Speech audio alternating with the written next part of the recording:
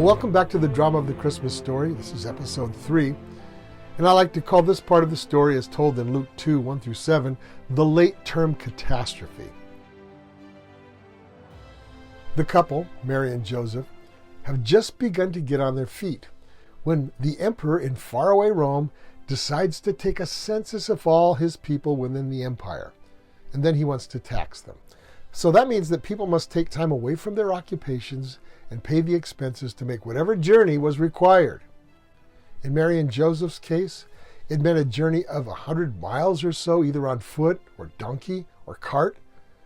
They must travel a roundabout route, up and down the mountains from Galilee in the north, down the Jordan River Valley to Bethlehem, just 6 miles south of Jerusalem.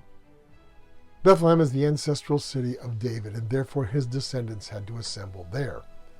They make the trip along with hundreds of other descendants of David.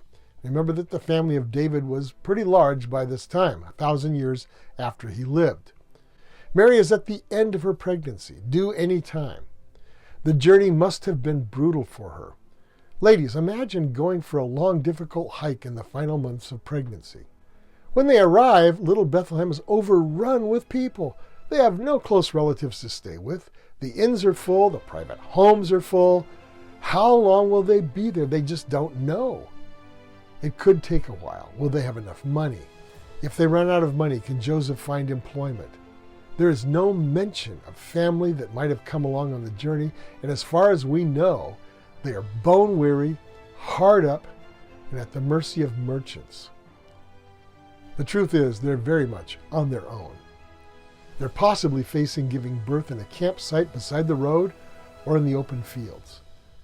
But then, in the providence of God, they finally find a place that's still available. It's not much, but it will get them out of the weather where they will have the warmth of farm animals. It's a crude animal shelter, most likely a cave that's been adapted as a sort of stable for sheep and goats and maybe even cattle. There, Mary gives birth, whether with the help of a local midwife or with only Joseph by her side. We just don't know. She wraps her baby in the traditional swaddling cloths and puts him to sleep in a feeding trough, a manger. And when you think about it, the desperation of these people almost makes you weep. But here's something to ponder this season.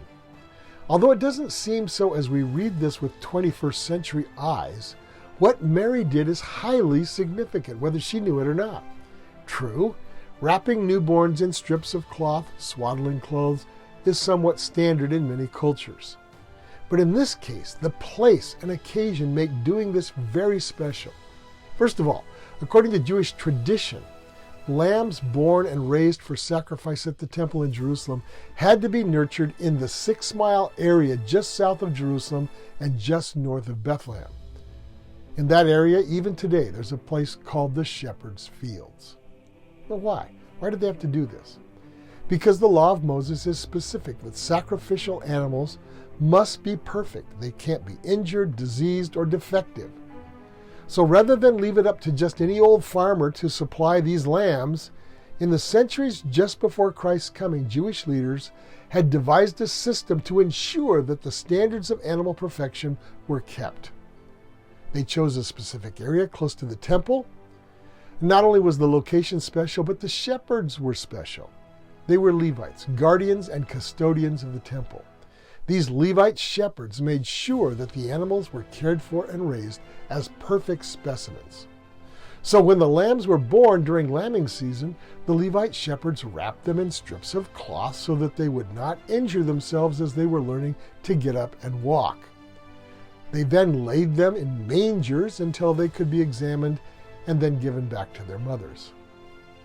So when Mary wrapped her baby in swaddling clothes and put him in a manger, she was doing the same thing that these Levite shepherds did as they set aside these special sacrificial lambs. Isn't this why 30 years later, when Jesus appeared at the Jordan River for baptism, John the Baptist pointed to him and announced, "Behold, the Lamb of God that takes away the sin of the world." Jesus was born in the exact place and in the exact manner as a sacrificial lamb. And remember, this is all God's doing. He chose Mary for this role in bringing Messiah into the world with all of its joys for her and all of its sorrows. He included Joseph to raise and provide for Mary and her child and experience the same consequences. He used Caesar Augustus to order a census in order to bring Mary and Joseph from Nazareth to Bethlehem with all the hardship and all of the worries that went with that. He prepared the place, the circumstances, the people, everything necessary for the coming of Messiah.